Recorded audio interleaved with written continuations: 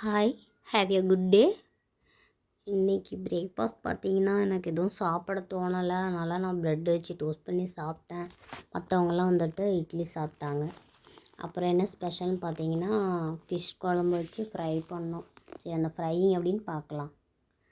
மீன் மசாலா தூள் கலந்துட்டு மிளகாத்தூள் நம்ம நார்மலாக குழம்புக்கு வைக்கிற மிளகாத்தூள் போட்டு நமக்கு தேவையான அளவு மிளகாத்தூள் போட்டுக்கிட்டு மஞ்சத்தூள், உப்பு இதெல்லாம் போட்டு அப்புறம் ஒரு லெமன் நம்ம புழிஞ்சு ஊற்றிட்டு அந்த லெமனோடைய சாறுலேயே இந்த மசாலாவெல்லாம் நல்லா மிக்ஸ் பண்ணிவிட்டு ஃபிஷ்ஷில் நம்ம அப்ளை பண்ண வேண்டியதான்.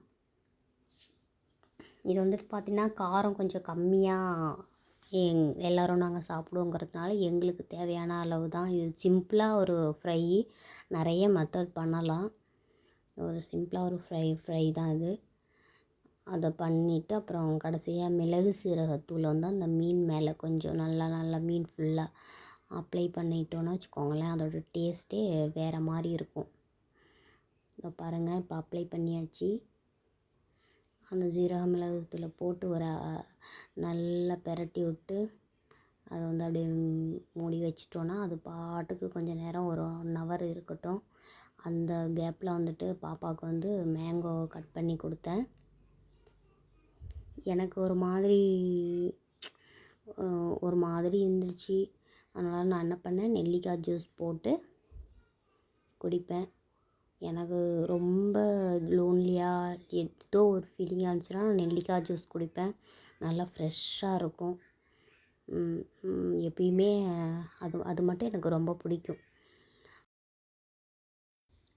இப்போ நம்ம தோசைக்கல் அடுப்பில் வச்சுட்டு தோசைக்கல்லில் எண்ணெய் ஊற்றி நல்லா சூடானதுக்கப்புறம் நம்ம மீனை பொரித்து எடுக்க வேண்டியது தான்.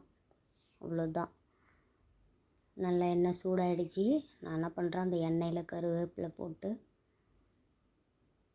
நல்லா இது பண்ணுறேன். பொரிஞ்சிருச்சா. எனக்கு பார்த்திங்கன்னா கருவேப்பிலை சாப்பிட்றது ரொம்ப பிடிக்கும். அதனால் நான் கொஞ்சம் அதிகமாக போட்டுக்கிட்டேன். அப்படியே அந்த எண்ணெயில் பொரித்த கருவேப்பிலைன்னா அது ஒரு டேஸ்ட்டாக எனக்கு ரொம்ப பிடிக்கும். நிறைய பேர் கருவேப்பிலை சாப்பிட மாட்டாங்க, ஆனால் எனக்கு ரொம்ப பிடிக்கும். நிறைய பேர் சாப்பிடாத பொருள் எனக்கு ரொம்ப பிடிக்கும். இப்போ மீனை போட்டு ஃபிஷ் போட்டு நல்ல எண்ணெயில் போட்டு ஃப்ரை பண்ணி எடுத்துட வேண்டியது தான்.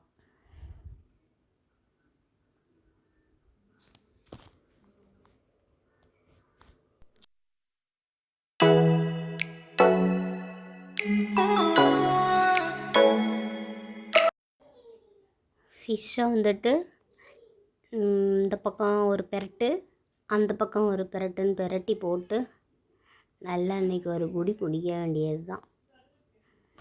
நாங்கள் பார்த்திங்கன்னா அதிகமாக காரம் சாப்பிட மாட்டோம். அதுவும் இல்லாமல் என் பேபி சுத்தமாக காரம் சாப்பிட மாட்டாங்க. அதனால் எங்களுக்கு தகுந்த மாதிரி நான் எதையுமே குழம்பாகட்டும், கிரேவியாகட்டும் எல்லாமே எங்களுக்கு ஏற்ற மாதிரி நான் ரெடி பண்ணிப்பேன்.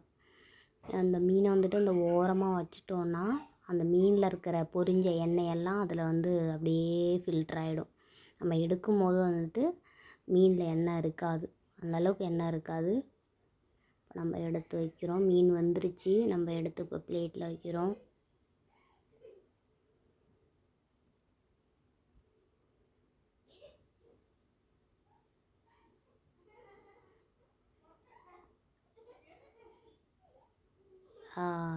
செம்மையாக இருக்குது.